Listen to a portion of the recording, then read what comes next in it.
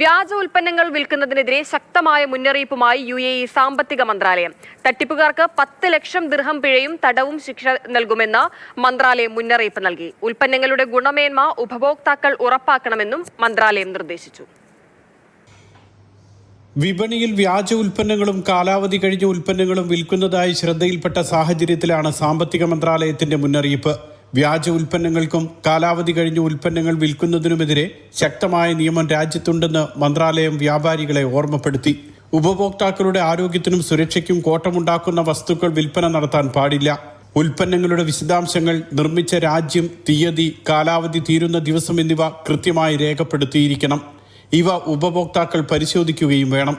ഓരോ പർച്ചേസിന് ശേഷവും ഇൻവോയ്സുകളും വാറണ്ടി കാർഡുകളും സൂക്ഷിക്കണമെന്നും ഉപഭോക്താക്കൾക്ക് നിർദ്ദേശമുണ്ട്. വിശ്വസനീയമായ സ്റ്റോറുകളിൽ നിന്നോ ഓൺലൈൻ പ്ലാറ്റ്ഫോമുകളിൽ നിന്നോ മാത്രം ഉൽപ്പന്നങ്ങൾ വാങ്ങണമെന്നാണ് മറ്റൊരു നിർദ്ദേശം. പ്രത്യേകിച്ച് സോഷ്യൽ മീഡിയയിലും ഓൺലൈൻ മാർക്കറ്റിംഗ് പ്ലാറ്റ്ഫോമുകളിലും കാണുന്ന ഉൽപ്പന്നങ്ങൾ വാങ്ങുമ്പോൾ ജാഗ്രത പാലിക്കണം. വ്യാജ ഉൽപ്പന്നങ്ങൾ വിൽപ്പന നടത്തുന്ന കുറ്റവാളികൾക്ക് 2 വർഷം വരെ തടവോ 5000 ദിർഹം മുതൽ 10 ലക്ഷം ദിർഹം വരെ പിഴയോ അല്ലെങ്കിൽ രണ്ടും കൂടിയോ ലഭിക്കും. ഉൽപ്പന്നങ്ങളെക്കുറിച്ചോ പരസ്യങ്ങളെക്കുറിച്ചോ സംശയമുണ്ടായാൽ അധികാരികളെ അറിയിക്കണമെന്നും മന്ത്രാലയം നിർദ്ദേശിച്ചു. Mathrubhumi news, Dubai.